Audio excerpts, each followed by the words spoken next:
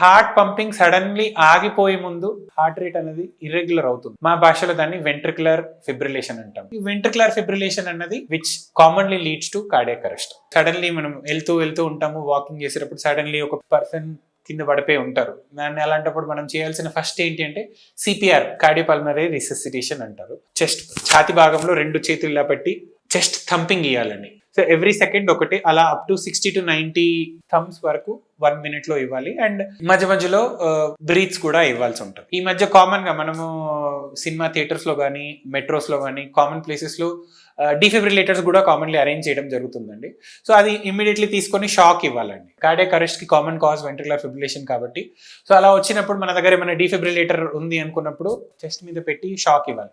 That will give us some time for patient ని hospital దాకా తీసుకురావడానికి మనకు కొంచెం టైం ఇస్తుంది.